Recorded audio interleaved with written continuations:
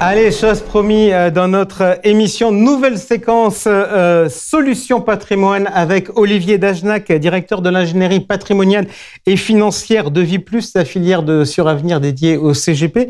Alors Olivier, déjà première question, en 2 mots pour vous, qu'apporte l'ingénierie patrimoniale à la gestion de patrimoine ?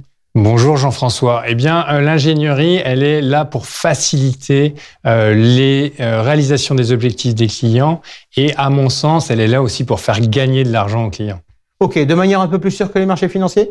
Alors, de manière différente, dirais-je, mais nous avons un cadre juridique, un cadre fiscal que nous connaissons parfaitement et qui nous permet d'optimiser la situation des clients. Alors, vous dites un cadre fiscal que nous connaissons parfaitement. Je ne vous cache pas que l'année a quand même été un peu compliquée au niveau de la loi de finances, puisqu'elle a été adoptée à coup de 49.3 avec plein d'amendements qui venaient partout, avec même parfois le gouvernement qui se plantait dans les amendements qu'il gardait. Donc, on va essayer de faire un point sur tout ça. Le dada fiscal du gouvernement, c'est les entreprises innovantes ? Ah, c'est le point important de cette loi de finances pour 2024. Avec l'investissement en capital des PME innovantes ou des PME innovantes de recherche, le 199 terre des sièges 0 à bis ou au 0 à terre, qui va permettre d'enclencher une réduction d'impôts importante à partir de 2024 et jusqu'en 2028. Réduction d'impôts importante, des chiffres ? Jusqu'à 50 000 euros sur la période. Alors, 50 000 euros qui ne sont pas cumulables, c'est 50 000 euros suivant les entreprises que vous privilégiez, mais ça faisait très longtemps qu'on n'avait pas eu un impact aussi conséquent. Ok, donc à regarder avec de grosses défiscalisations les jeunes entreprises innovantes avec des réductions d'impôts non cumulables. Je voudrais maintenant, Olivier, vous entendre sur ce qui, paraît-il, n'est pas du tout un dada du président. C'est l'immobilier qu'on accuse d'avoir d'innombrables niches fiscales. Donc on va faire un petit jeu. Vous le voulez bien ? Bien sûr. Stop ou encore ? Pinel ? Encore une année. Ok. Il y a des opérations à faire ? Il faut savoir en profiter, bien sûr, qu'il y a encore des lots disponibles et il va falloir les acter rapidement parce que vous le savez, c'est le passage chez le notaire qui permet d'enregistrer la réduction d'impôt. De Normandie ancien, stop ou encore ? De Normandie, encore et encore parce que encore et encore. Ça n'a pas rencontré son public et l'enveloppe fiscale prévue par Bercy n'a pas du tout été consommée. Ok, donc ça marche pas, donc on continue. LMNP. Alors, LMNP, on est sur le psychodrame de cette loi de finances avec des amendements qui ont été votés à la suite du plein gré du gouvernement, avec une diminution à la fois du taux de réduction et des plafonds. On est sur une question qui est de plus en plus complexe. Ok, grosso modo quand même, on sent que la tentation, on a à nouveau eu des tentatives la semaine dernière à l'Assemblée nationale, c'est quand même de réduire la fiscalité de ces enveloppes-là, quelque part pour l'aligner sur la location nue ? Oui, c'est de réduire les avantages de cette location meublée. Ça fait des années que Bercy rêve de réintégrer les amortissements réalisés pendant la durée de location lors de la vente. A priori, il semblerait qu'ils y arrivent soit en 2024, soit en 2025. Est-ce qu'il faut s'attendre à des textes et à des changements sur la partie immobilière en 2024 ? Il y a une grande loi en préparation, soit au printemps, soit en cette fin d'année. Et vous l'avez vu dans la loi de finances, donc on a eu la difficulté du LMP et LMNP, mais aussi une réforme de l'impôt sur la fortune immobilière avec des dettes qui ne sont plus déductibles dans le calcul des parts de société. D'accord, dès lors qu'elles ne sont pas liées à des actifs imposables. Exactement. On continue dans les psychodrames. Le PER mineur, c'est fini ? Alors, le PER mineur, c'est fini. Le PEAC vient le remplacer. Pour les mineurs qui avaient un PER, ils ne peuvent plus verser. Pour les parents qui ont des enfants mineurs, ils ne peuvent plus ouvrir de PER à ces derniers.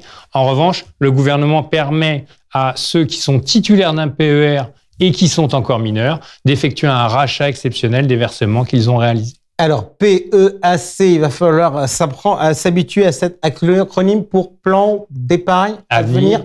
Climat.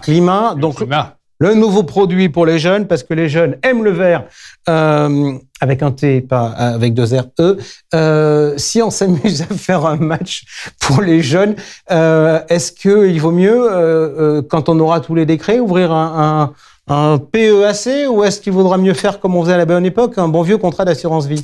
À mon sens, l'assurance vie garde tout son intérêt parce que le PEAC déjà est limité dans le montant. On va être, a priori, on attend le décret, mais sur le montant du livret A, donc un peu plus de 22 000 euros. L'assurance vie, vous pouvez verser ce que vous voulez, suivant vos moyens. Le PEAC devra être clôturé à vos 30 ans, votre contrat d'assurance vie, il est viagé. Vous avez bien sûr une exonération d'impôt sur le PEAC, mais compte tenu du montant, eh bien, l'assiette est assez réduite. Je pense que l'assurance vie coche encore toutes les bonnes cases. Et puis le gouvernement s'est un peu raté parce qu'initialement, il y avait une aide qui était prévue pour l'ouverture des PEAC. Il y avait un abondement du gouvernement et les Français aiment beaucoup les abondements. Mais malheureusement, vous le savez, Jean-François, nous avons quelques difficultés financières, nous sommes encore en déficit. Donc cet abondement a disparu et ne devrait pas réapparaître lors de ce nouveau PEAC. Alors, on a parlé réduction d'impôts avec ce qui se passait sur les entreprises innovantes. On a parlé réduction, déduction, abattement, etc. avec les niches immobilières. On vient de parler d'exonération sur les plus-values sur le PEAC et d'exonération sociale. Donc, on est totalement dans l'univers de l'impôt sur le revenu. Il y a eu un autre sujet. Et c'est marrant, les sénateurs ont travaillé comme des fous dans cette loi de finances. Ça concerne le quasi-usufruit. Alors, est-ce que l'on peut faire le point sur ce qu'ont présenté les sénateurs et qui a été validé par le gouvernement? Alors, les sénateurs ont souhaité mettre fin à une optimisation qui était réalisée par nos amis notaires à travers la donation d'une somme d'argent en quasi-usufruit. Donc, le schéma était le suivant, un donateur transmettait une somme d'argent au titre du quasi-usufruit à un donataire. Ce dernier avait une créance qui venait diminuer l'assiette taxable au moment du décès du donateur. Autrement dit, je suis le père, j'ai 1 million, je donne 1 million en quasi-usufruit à mon fils, il touche rien, moi je garde mon million et à mon décès, on dit dans la succession, il y a moins 1 million parce qu'il y avait quasi-usufruit. Exactement. Donc, on avait un donateur qui était content, un donataire qui voyait ses droits de succession diminuer, un notaire qui prenait des émoluments. Seule l'administration fiscale se voyait vraiment défavoriser, ce qu'elle ne peut pas aujourd'hui accepter compte tenu des finances publiques. Donc ça, c'est fini. On ne peut plus déduire. Alors ça m'amène à poser un certain nombre de questions. Premièrement, je peux potentiellement avoir des familles qui sont inquiètes parce que des quasi-usufruits financiers, il en existe notamment dans des successions. Est-ce que les successions sont concernées ou pas? Non, le législateur a vraiment insisté. Il l'indique dans l'article, les quasi-usufruits nés des successions, de l'option du conjoint pour l'usufruit, donc sur une somme d'argent dans la succession, ne sont pas concernés par cette mesure. La dette continuera d'être déductible au décès du conjoint survivant. Deuxième question, si je regarde mes différents montages, je peux me trouver en situation, par exemple, de faire souscrire à un client un contrat de capitalisation en lui disant, une fois que vous avez souscrit ce contrat de capitalisation, vous allez le démembrer et vous allez en faire une donation en conservant l'usufruit. Concerné ou on n'est pas concerné dans cette... Toujours pas concerné parce que le contrat de capitalisation étant une créance contre l'assureur, vous allez donner la nue propriété d'une créance et vous êtes hors du champ de la donation d'une somme d'argent. On est vraiment sur un actif différent, le contrat de capitalisation, qui est un bien meuble et qui ne rentre pas dans le champ du 774 bis. Allez, on continue notre petit tour d'horizon. Maintenant, je démembre la clause bénéficiaire d'un contrat d'assurance vie. Concerné, pas concerné? Toujours pas concerné, mais ça fait l'objet de nombreuses questions au service patrimonial que j'anime parce que c'est vrai que cette clause bénéficiaire démembrée a connu un grand succès ces dernières années. Le 774 bis ne s'applique pas parce que le démembrement d'une clause bénéficiaire, c'est un assuré qui stipule pour de l'usufruit, qui stipule pour de la nue propriété. Ce n'est pas un donateur qui conserve une somme d'argent en quasi-usufruit. Ok, donc quand on titre le quasi-usufruit quasiment plus déductible, il reste encore déductible dans de nombreux cas. Le véritable problème, c'est l'usufruit d'une somme d'argent. Olivier, dernière petite question. Quand vous voyez l'environnement, aujourd'hui, vous vous dites quelle est la bonne stratégie fiscale ?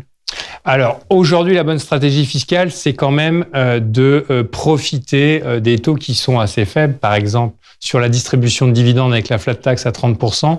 Compte tenu de notre trajectoire des finances publiques, on a plutôt tendance à penser que les impôts vont augmenter dans les années à venir. Et donc, il serait peut-être judicieux de profiter de ces taux qui sont, à mon sens, modérés au niveau des prélèvements. Allez, je vous ai bien compris, les impôts risquent d'augmenter. Merci beaucoup, Olivier, d'avoir été avec nous pour cette première de Solutions Patrimoine. Merci à vous d'avoir été avec nous dans cette émission qui était très riche et donc très longue. On se retrouve le mois prochain. À la prochaine. Ciao.